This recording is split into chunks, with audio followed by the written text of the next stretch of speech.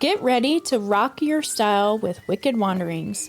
Introducing our brand new merch. Cozy up in our Wicked hoodies. Or flaunt your vibe in our sweet-ass t-shirt. Join the Wicked Wanderings crew, explore the mysterious, and head to our merch store now.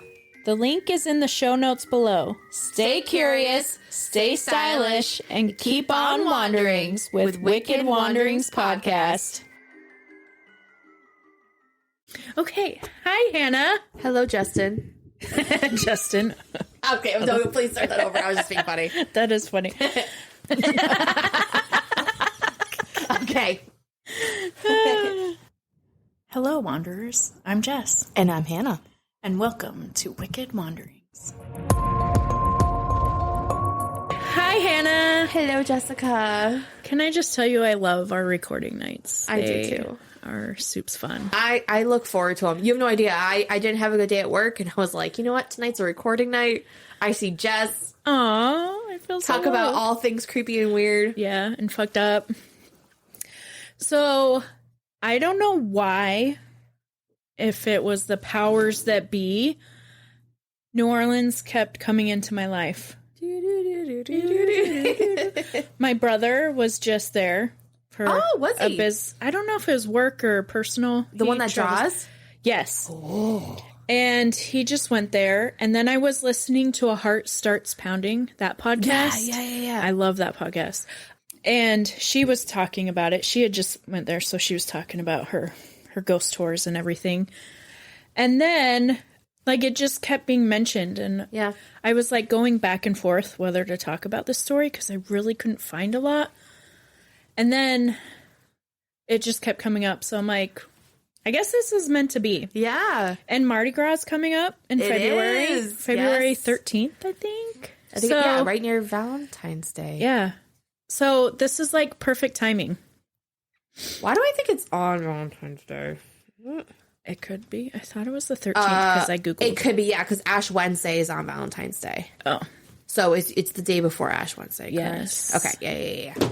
So, I'm going to tell a little backstory, and then I stole some paranormal experiences off of Reddit that I'm going to share at the end. Yes, bring them on. Yes. So, at 1140 Royal Street in New Orleans, lies a mansion that is empty most of the time nowadays. This mansion has played many roles. A private residence, a school, a furniture store, and even apartments. It was even owned by Nicolas Cage. Really? It was, yes. Oh. But unfortunately went to auction when he experienced financial difficulties. Oh, I never thought that for Nicolas Cage. Yeah, he... It must have been after National Treasure. Yeah. But now, millionaire Michael Whalen bought it in 2010 for $2.1 million. And it junk change. I mean, pocket change. 2.1 million. That's nothing. And on one source, it said that he only uses it during Mardi Gras, and so he doesn't really stay there. It once again is a private residence and can only be visited on a walking tour, so you can't even go in. Like, it's not open to the public to do tours or anything. Man. It has a dark history, some of which may have been loosely portrayed in season 3 of American Horror Story. Love The Coven. American Horror Story. Yes. Okay, I have to say, so I haven't watched all the seasons. Yeah. But season 1 is the best. Chef's kiss, man. I feel like they go downhill from there, and season 1 is the best. And Asylum. The Asylum one was good. Season 1 and 2 were the best. Got through a part of it. So interesting. If my brother was here, Jonathan, as you guys all know, loved season 1, loved the season of the Coven, which is not surprising because John likes witches. But I started watching season 2 and that one freaked him out. But for me, I was like, Asylum. Of course. There has been a new season that came out with Kim Kardashian, which really, that would be off. Like a reason I wouldn't watch it. Yeah, exactly. The last couple seasons, I'm like, eh.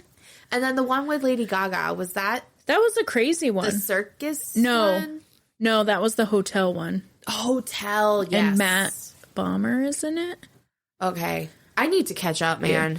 I need to catch up. But anyways. I'm not a huge of the last. I love Evan Peters. He's a great actor, and he did the Jeffrey Dahmer series on Netflix. Did you watch that? Of course I did. Girl, I haven't watched it yet. Oh, you need to. Evan Peters does an amazing job. Yeah. Isn't that weird? Because who's the guy that did the most recent one for... can't think of him. Girl, the other serial killer. Bundy? Yeah. That was Zac Efron. Zac Efron. Yeah. Girl, he did good. Yeah. And I didn't know that he could, he's good looking and he did a good job. Yeah, he came out so freaking creepy in that bug, man. Mm-hmm, he did. Every time I see a bug, I'm like, Ted Bundy. Yeah, exactly. Maybe that's where slug bug came from. I don't know. What? You know slug bug, where if you see a bug, a Volkswagen Beetle. Oh, that was punch buggy. Well, yeah, that's what I meant. I mean, New England, punch buggy, out west, slug bug. Really? That's... Probably. Wow. Yeah, because every time you see a bug, you're supposed to go, punch buggy. Yeah. Huh. Okay. Interesting. Mm-hmm. Anywho. Back to Nolans. Nolans. There have been stories of this mansion being haunted. Duh. Which would make sense based on what happened there. And I will be sharing, like I said, the stories at the end. Are there douche canoes in this story? I mean, she's kind of... So, yes. And we'll get there. Okay. All right. Sorry. Jumping ahead. No, you're fine. This fancy schmancy haunted dark mansion that I speak of is called the LaLaurie Mansion, named after the first owner, Madame Delphine LaLaurie. To know the history of the house, we need to know Madame Delphine's history. We can't have one without the other. Madame Delphine was born Marie Delphine McCarty in the Spanish colony of Louisiana on March 19, 1787, to Chevalier Louis Bartholomew McCarty. Also, there's a lot of French, and I'm pretty sure I'm going to fuck it up. Did you not take French in high school? No, I took Spanish. Girl, come on, I took 4 years of French. Well, then maybe you can read my episode, yes. Sounds good. And his wife, Marie Jean Larable. I don't know. Larable. Larable? Lereaab. Actually, no, they were Irish. Take that back.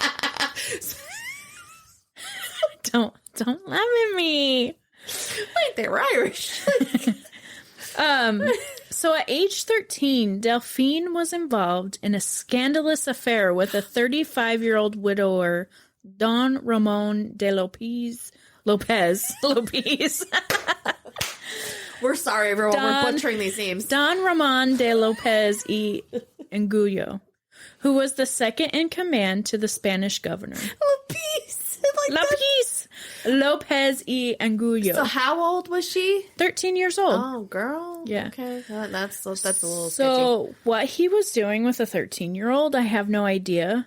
But I hate that it's considered a scandalous affair and not rape. Because she was only 13 years old.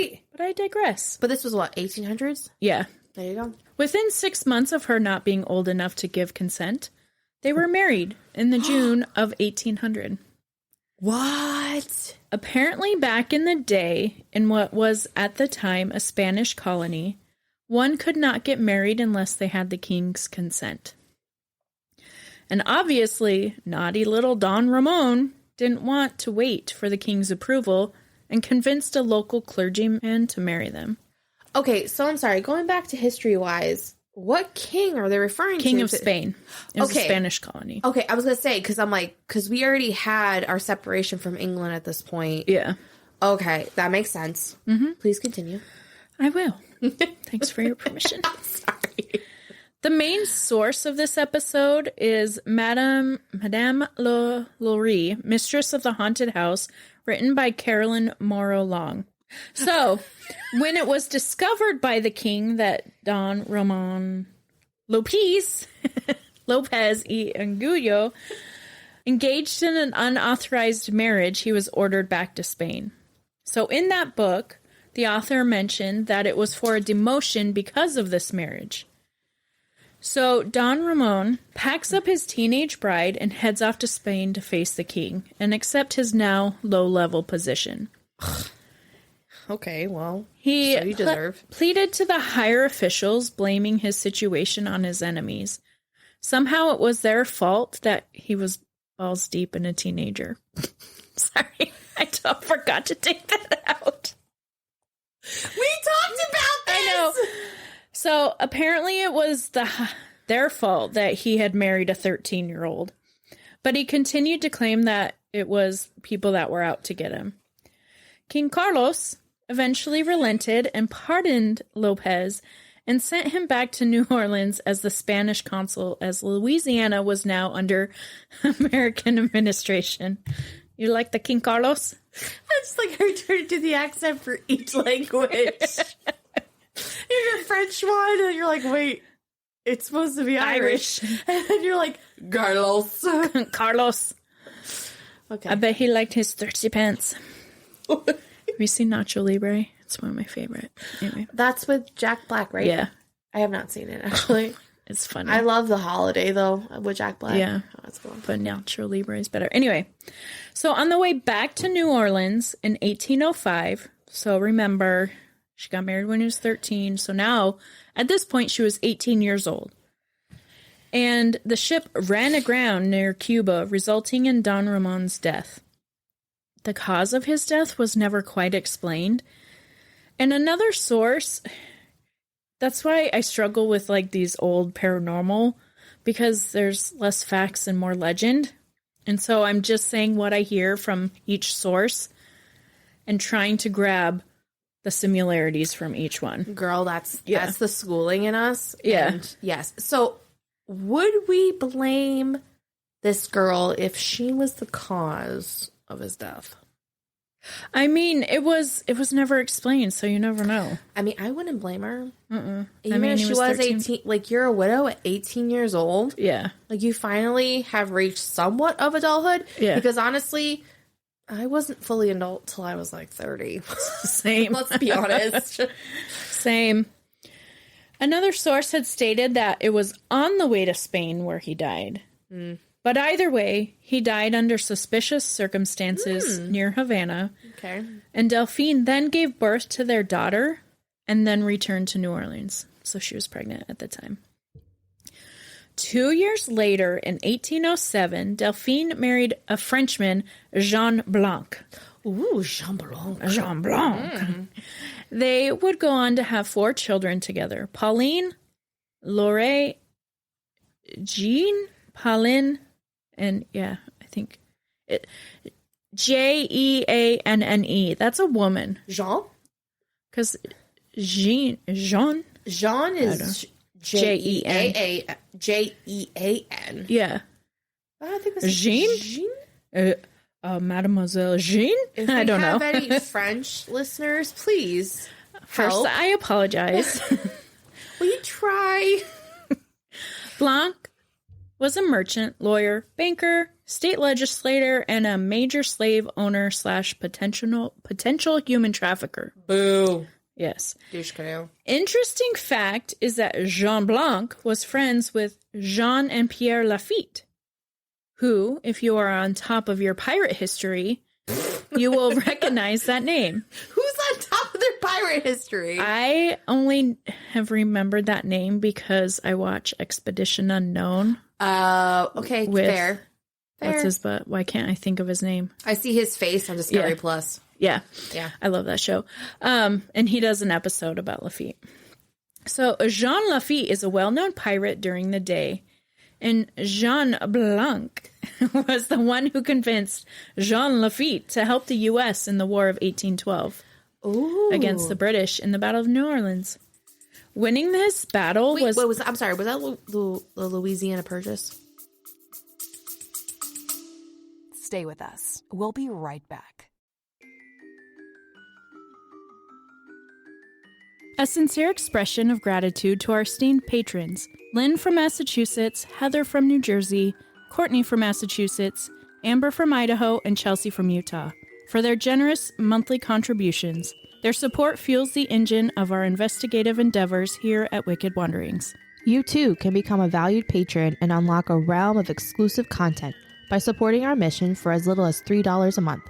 Your contribution sustains our commitment to delivering high-quality content. Visit wickedwanderingspodcast.com and click on the support tab to join the ranks of dedicated patrons like Lynn, Heather, Amber, Courtney, and Chelsea.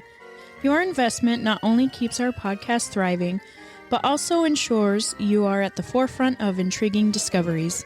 Thank you for considering this opportunity to deepen your engagement with Wicked Wanderings.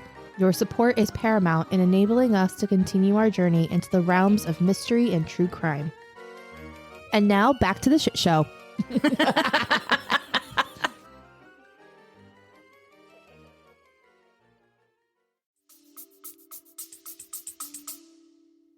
You know, you are asking me too many questions that I did not research for this episode. I'm sorry.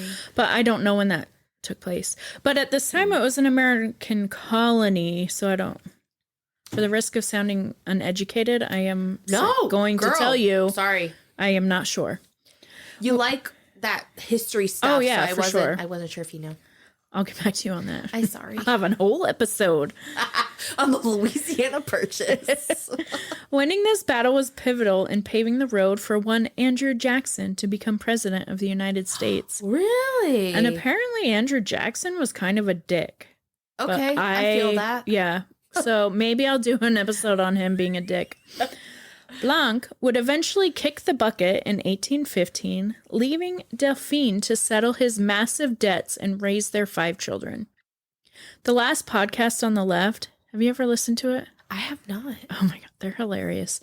Did a 2-parter on Madame LaLaurie, and they stated that he disappeared at that time, but his death hadn't been confirmed. Ooh. So either way, he disappeared to leave his wife with the debt that he didn't want to deal with, which, dick move, or he was killed by pirates or someone involved in human trafficking. And with human trafficking, I mean like slaves, like the trafficking for slaves. So you can't tell me though, like if we dug up every road or foundation that's in the U.S., like how many bodies would we find? Oh my God. You know what I mean? Yeah. A lot. Yeah. Mm-hmm. So saying, so like, you know. And you know. I mean, I'm sure Madame Delphine LaLaurie had to do LaLaurie? LaLaurie had LaLaurie? something to do with those. Yes, because it's Lurie, right? Yeah. LaLaurie. LaLaurie. LaLaurie. LaLaurie. Anyway, so either he disappeared to leave his wife with the debts, dick move, or he was killed by pirates or someone involved with the human trafficking. Either way, Madame LaLaurie was stuck with his debts, and luckily for her, she received an inheritance from her father. And the one thing I didn't mention is, like, she grew up in New Orleans society. Yes. So her family was well-to-do, and she received an inheritance from her father and was able to be smart with her business dealings, and she was able to find a solid financial footing and become a wealthy woman all on her own. Good for her. Yeah. I mean, well, Except that she's part. kind of an I know, but like thinking about women. independent woman Yes. having her own wealth. She was going in the right direction. She just fucked it up. She eventually met her third husband, Dr. Louis LaLaurie, when she went to him for help with one of her children who had a deformity. 22-year-old Dr. LaLaurie, fresh out of medical school, had just arrived in New Orleans from a French village that I'm not even going to try to pronounce. And he had placed advertisements in the Louisiana Courier announcing that he specialized in the straightening of crooked backs. Legend has it that Louis LaLaurie was an inconspicuous, colorless, meek, and mousy little man. 40-year-old Delphine must have found him somewhat attractive because on August 13th, 1827, their son, Jean-Louis LaLaurie, was born. People are probably listening to that and be like, Jess, stop. Just stop. You're trying. I'm trying, That's what guys. matters. They weren't married until the following January, and there was what is now considered a prenup signed because there is record of Delphine specifying that she would retain control over her personal property, real estate, and slaves worth $67,000 at the time. And Dr. LaLaurie brought in a whopping $2,000 to the table, and even then, it was tied up with his late mother's estate. So it makes me wonder what Dr. LaLaurie was packing down below to win the heart of such a wealthy woman. Actually, I haven't really wondered about that, but like, for real. Their marriage, however, was rumored to not be a very happy one. Some family letters from a neighboring plantation stated that they would fight, they would separate, and then return to each other. And in 1831, Delphine bought 2 lots on which stood a partially completed residence with an attached service wing containing a kitchen and slave quarters. Moving into the mansion didn't help their marriage at all, and in 1832, Delphine petitioned the court for a separation, testifying that LaLaurie's treatment of her had rendered their living together unsupportable, and that in the presence of many witnesses, he beat and wounded her in the most outrageous manner. Oh, my pearls, I do declare. Sorry. She asked the judge to live separately from her husband while she stayed in the mansion that she was currently living in. So she was trying to get him kicked out. Okay, go girl. Around the same time, and this is where she becomes such a dick, rumors began to spread about the news of Delphine's mistreatment of her slaves. Okay, first of all, can we just establish slaves are bad? Yeah. Obviously. Okay. Like having slaves, right? Yep. Okay. Yep. Okay. Slavery. Yeah. Yep. Whole thing is shit. Mm-hmm. Okay. Because no one can own another human being. Mm-hmm. I agree. Okay. Some letters from the same source had mentioned, and I quote, and here I am quoting. Finally, justice descended on her home, and being assured the truth of the denunciations for barbarous treatment of her slaves contrary to the law, the authorities found them all bloody. So Madame LaLaurie was found not guilty by an indulgent jury, so she was taken to court for the mistreatment of her slaves. I feel so terrible asking this. Was there proof of her mistreatment? Yeah. Okay. Mm-hmm. Okay. There was. However, she was later indicted by the criminal court for abusing her slaves, but was able to clear herself by paying a fine. It's like fucking Levine. Like, right? What the hell? Right? Madame LaLaurie's luck would run out on the morning of April 10th, 1834, when a fire broke out in the kitchen of the mansion. Despite their legal separation, both husband and wife were in the home. Eyewitnesses had seen starved and mutilated slaves in person. According to newspapers, the fire had originated in the kitchen, and the entire service wing was engulfed in flames. The crowd had gathered to help put the fire out, and they were concerned about the slaves in the home because the neighbors knew that she had slaves. And they knew that they were in the upper part of the building, and it was used as a prison, and that there were slaves in there currently. In the crowd was a local judge who requested the LaLauries to remove their slaves to a place of safety. The couple, who were concerned about what would be found in the home, refused. The flames were spreading rapidly, so the judge gave orders to break down the doors. The men were greeted by an appalling sight as several slaves emerged from the fire. Their bodies were covered with scars and loaded with chains. There were 7 slaves that were horribly mutilated. Some were suspended by the neck with their limbs stretched and torn from one extremity to the other. They found an old woman with a deep wound in her head. Another woman was chained in the kitchen. Another woman was wearing an iron collar and was chained with heavy irons by the feet. A man had a large hole in his head, his body covered from head to toe with scars that were filled with maggots. What the fuck? Like his open wounds. Yeah. So I know in American Horror Story, like it shows like the extreme stuff that she put. Gotta love Kathy Bates though. She makes a good Madame LaLaurie. I do like Kathy Bates. Yeah.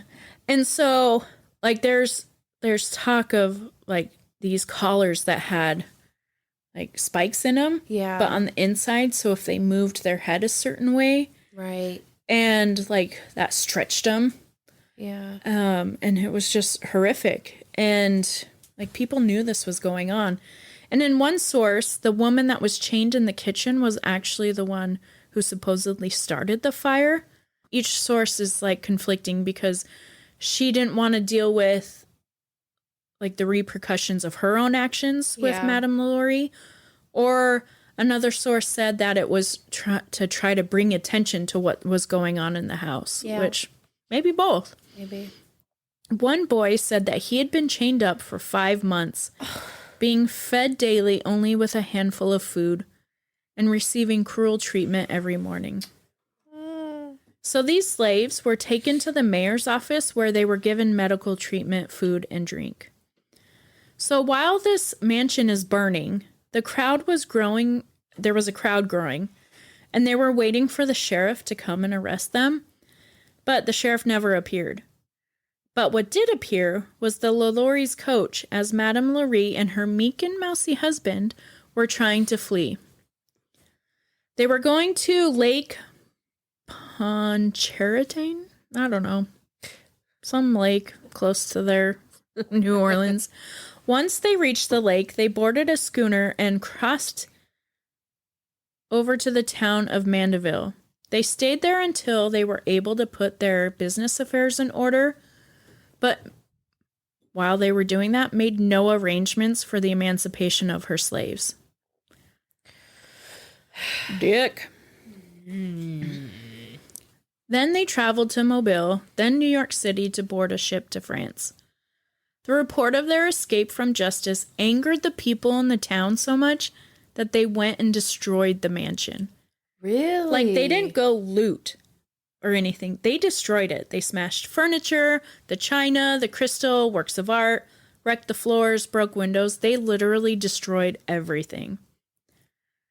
Some reports state that it is unknown if the LaLauries ever made it to France, but according to Caroline Moralong, the author of the book I was talking about, Madame LaLaurie, Mistress of the Haunted House, found records of them traveling on the ship Poland to France. 3 weeks later, they arrived with their son, Jean-Louis, in France, and made their way to Dr. LaLaurie's family home for a short time. You know, the one that I didn't want to pronounce because I'd fuck it up. And then departed to Paris. Back in New Orleans, whoever they hired, a Placid Forstall, Placid. His name is Placide.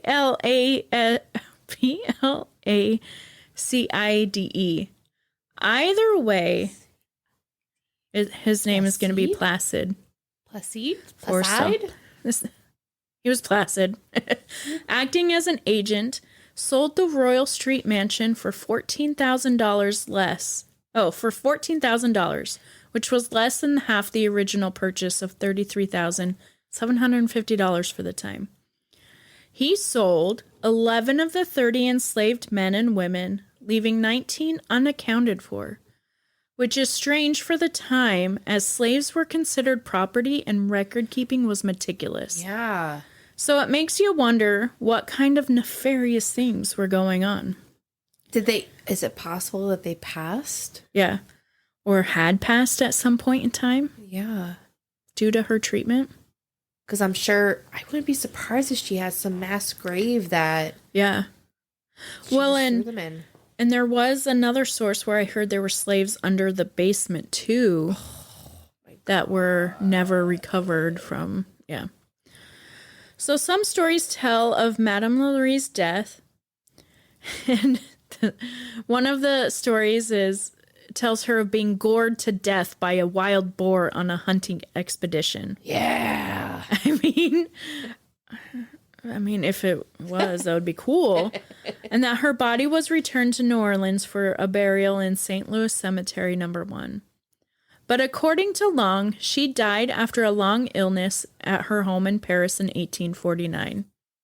She was temporarily interred in a cemetery, but the caretaker's records show that her remains were indeed exhumed in 1851 for transportation to New Orleans. According to the ownership and the interment registries of the Archdiocese of New Orleans, the tomb in St. Louis Cemetery No. 1 that is said to be her resting place actually was in her son's name, who may have purchased it for her. So, bitch died. Bitch. And I hope she suffered.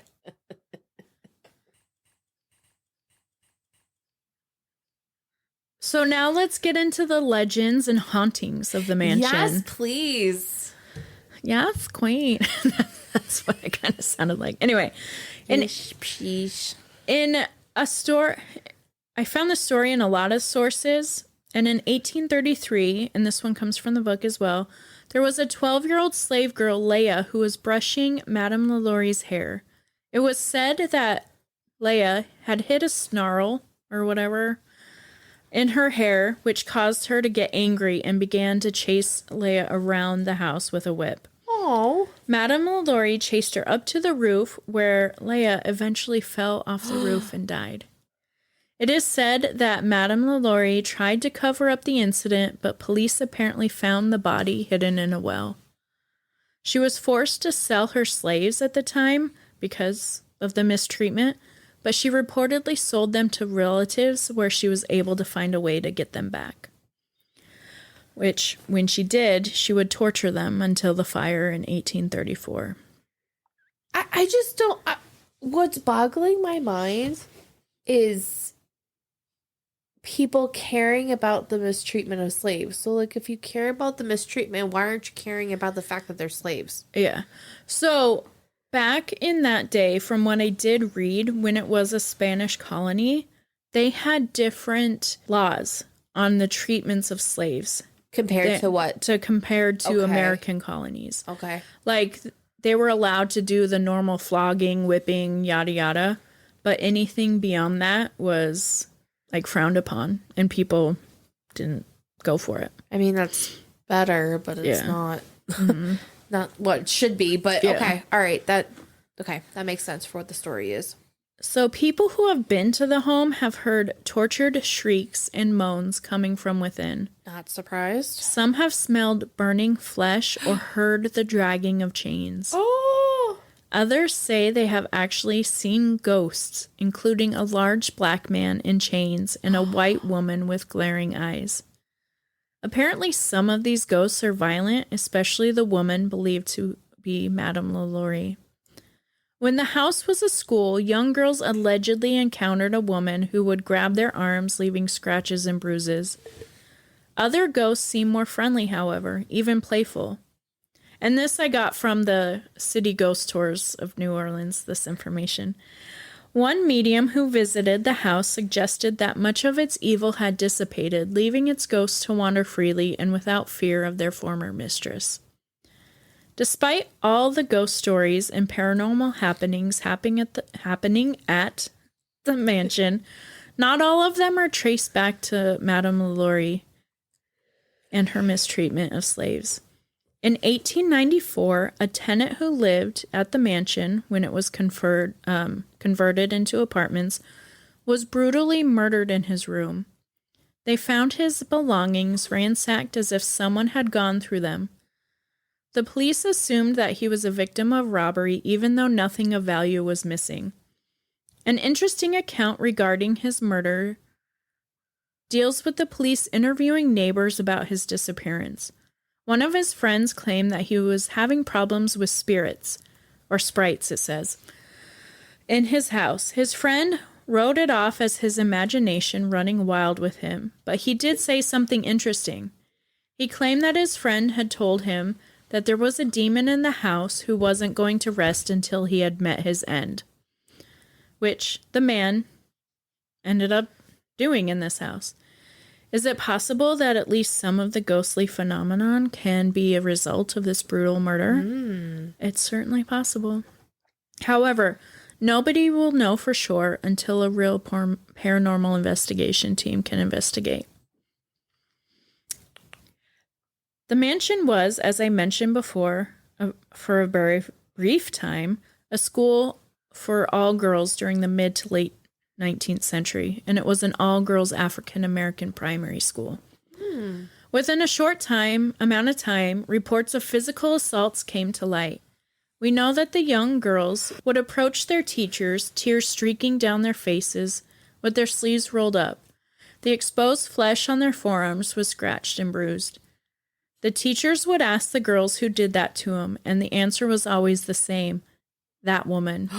Ooh, creepy. These girls may have been too young to be aware of Madame Delphine LaLaurie and the devastating tragedy that happened, but it was unlikely that the teachers themselves would tell 6 or 7-year-old or 8-year-olds what happened there. I think that's what brings credibility to their story, though. Mm-hmm. Yeah.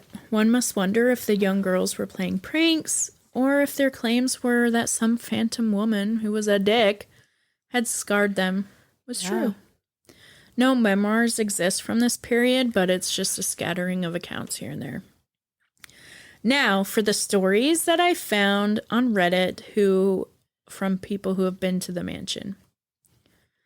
A few years ago, I was going through a rough patch financially and was looking for just about any job that would pay decent and had flexible hours. I used to work as a housekeeper, and quite honestly was something I was hoping would come up as a job opportunity. At this time, I was living in Louisiana, which is kind of far from all the major hustle and bustle where they were living that Louisiana has to offer. Lucky for me, a friend of mine told me about a small housekeeping job her boss had mentioned. They were looking for someone to come in 2 times a week to clean the first and second floors of this house that was located in downtown New Orleans. To fast forward things a bit, I ended up going down to the place, a huge, beautiful French home, literally in the heart of New Orleans, and I got the job. The first day was vanilla, nothing but work, you know. I did what I was there to do, and as I got ready to leave, I got a whiff of this horrible stench, almost like burnt rotten meat. I thought to myself, shit, did I forget to take out the trash? So I ran to the kitchen and the smell faded. I kept checking, but I could not find the source of the smell. After double checking, and then they left. I can read. I got you. When I came back the day after, I was on the second floor dusting the parlor area when I heard chains being dragged on the floor. What? At first, it startled me, and I just brushed it off as someone outside. But then I heard it again, and it was definitely coming from inside the house. So I ran as fast as I could downstairs to tell the other housekeeper that somebody else could possibly be inside. It was only the 2 of us there that day. She just looked at me and told me to mind my own business and keep working. What? That it was nothing. She was kind of a mean old lady, but I shrugged it off and went back upstairs. Again, out of nowhere, that putrid stench of burnt, rotten meat filled the air. It was very annoying because just like that, it randomly came and went. Some days you'd smell it downstairs, others upstairs. Later on that day, while I was using the restroom, I heard this huge commotion upstairs on the 3rd floor. That sounded like a young girl screaming and a woman chasing after her to get in here. I literally was like, what the fuck? I opened the door and heard running upstairs, and then it stopped. The yelling, the screaming, everything. I went back downstairs, and at this point I was frustrated and told the other housekeeper what I had just heard. She looked at me and said, "You never hear anything, okay? It's best if you just go on like you don't notice a thing." Thing is she always assured me that there was no one there, that we were fine. Needless to say, while I worked at the house a whole month, because that's how long I could take, I had heard repetition of the same yelling, screaming, and chasing. Other days I'd hear chains dragging and dropping on the floor. But the thing that did it for me was when I was taking my lunch break on the 2nd floor and heard a sudden cry of agony and despair, followed by the sound of chains that seemed to be coming from the 3rd floor. I panicked, thinking someone was hurt and needed help. So as soon as I was getting up to get help, I see a tall, dark man with chains around his neck, and just like that, I ran out of the house as quick as possible. I never even told the person that hired me that I had no intentions of returning. I just stopped showing up. And as rude as that seems, I could care less. I just wanted nothing to do with that place. Anyway, it wasn't until 4 years later, when I had long moved away from Louisiana, that I returned to New Orleans with my boyfriend on vacation. We decided to do one of their spooky history tours, and I tell you, when I seen that familiar building, my heart sank. Anxiety was building up inside of me as the tour guide told the story of the building I once worked at, and the horrible, tragic, malicious things that happened there. I felt sick to my stomach that I begged my boyfriend to go back to the hotel. When I worked at the LaLaurie Mansion, I never knew the history. Heck, I hadn't even ever heard of it. But after the tour, facts, and doing my own research, everything I experienced there made sense. It still gives me goosebumps to this day. Remembering that day I heard Madame LaLaurie chasing after what could have been a slave girl upstairs on the 3rd floor. I'm almost positive it was her. Also, I will add that the stench of rotten burnt meat could have been the spirits of the many slaves who had died tortured at the hands of that evil woman. It just surprises me she didn't do her own research beforehand. Yeah. I mean, me and you would do that. I know. Everything is haunted in New Orleans. We're weirdos. But that shocks me that she had no idea what was going on. Yeah. I'll share one more story. Okay. I used to live, this is another Reddit user, I used to live literally right around the corner from this house on St. Peter. I hated even walking by. Even my house had activity. There was an older slave woman and a little girl. I would hear them walking up and down the stairs, and the little girl would come during times of emotional stress. There were other entities that came in and out, but the two I spoke of before were always there. The whole French Quarter has a very active spirit population and residual feelings of hundreds of years of humanity doing some pretty traumatic things. Yeah. The whole city of New Orleans is, in fact, a vortex of activity. I saw things that make me sound crazy if I tell someone who did not experience them with me. There's a funeral home at the end of Canal Street next to the cemetery that is very active, and the cemetery souls spill over into the funeral home, as well as resident spirits. I knew the owners, and New Orleans is a special kind of city, for sure. With that being said, we should probably go there on a Wicked Wanderings weekend vacation. Yes, please. That and Salem. Yes. Yeah, so that is my story of Madame Delphine LaLaurie and the Mansion of Horrors. I think, and this is my opinion, I think that with so many tragic things happening there, I'm not surprised that even if you want to say it's not haunted by the spirits, there's residual energy that happened there. Mm-hmm. Because I think John talked about this, about, was he saying that certain things hold energy? Was that wood he was saying? I thought it was stone. Something, right? That holds energy like that. Like it holds the sun's energy. I think you're right. It was stone. How can it not hold it? Because I talked to my mom actually about this, where there's certain places you walk in, you're like, ooh. Yeah. Like you get a certain feel, whether it's like calming or like got a little icky feeling. Yeah. Like things have happened there. Something's watching me. Right. Like, come on. There's something. That was my break from serial killers. I hope you How enjoyed did it feel? to do it. Yeah. To talk about something besides, because we were on a spiel there for a while. It's difficult for me because it's like I said, more legend. Yeah. Yeah. And I tend to enjoy facts like history, which is probably, well, who knows if history is facts. It's written by the victor. But I'm more of a nonfiction storyteller, I think. Yeah. Yeah. I get that. And so, yeah.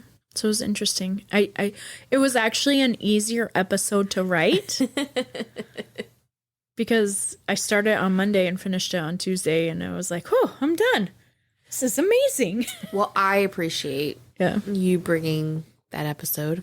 Yeah, so happy Mardi Gras. Happy Mardi Gras. Hope everyone goes and gets all their beads. Show your titties. Just kidding. And we're going to continue our horror series, haunting horror series, Yes. next time. With me. Oh, with yeah. Ma. I'm excited. I don't want to give any hints. All right. I requested this from Hannah because she has been in this place. Yes. And I think we may have a special guest. I haven't confirmed. Yeah. So we will wait. Yes. But thank you, Wanderers. We Yes. appreciate you. We love you. Thanks for coming. Remember, every week. if you have a suggestion, please tell us. Or we would love to hear your haunted tales as Yes. well. Oh my gosh. So if you send us a recording to our email, wickedwanderingpodcast@gmail.com, Or a Word document. we can play it on air. wickedwanderingspodcast.com. There is an S in there. Yes. Oh, you want them to go on the website, not send it to our email? wickedwanderingspodcast@gmail.com. There we go. There is an S in there. Yes. Yes. Wicked Wanderings. If you guys send us just like a vocal recording of any place you've been that's haunted, please tell us. We would love to Yeah. air it. a recording or a Yes. Word document, we would Yes. love to share haunted stories. Yes. Anywhere. It doesn't have to be off an episode we've done. So Can be anywhere. Also, tell your friends about us. Tell them to listen. Yes. Subscribe, like, follow on all of the platforms that we Right. have because we want Please. Adele to listen to us.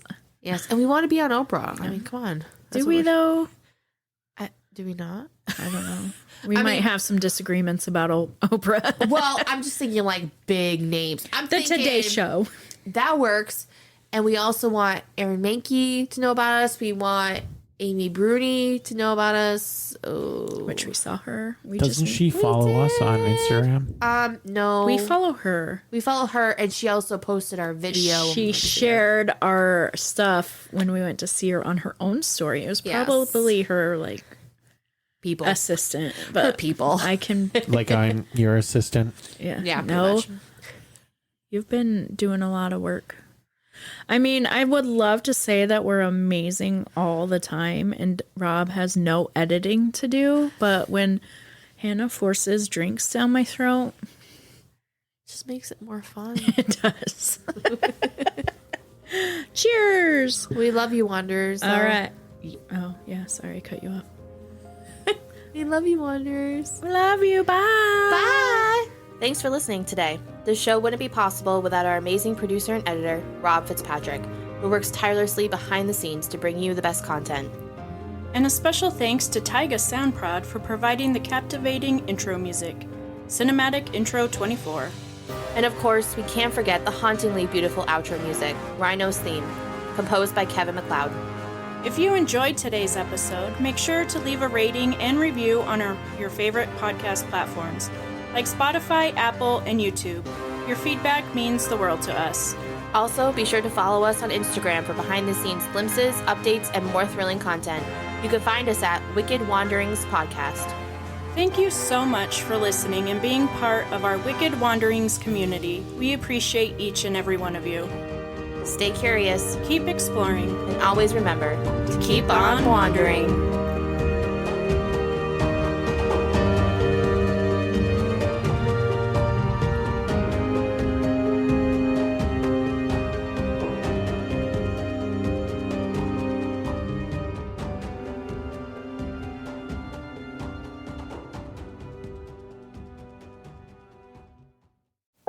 If you like paranormal, true crime, cryptids, or anything else weird, check out the Ouch Was That a Ghost podcast brought to you by your host Liz. You can find Ouch Was That a Ghost on Spotify, Apple, or any other audio platform. New episodes drop every Thursday.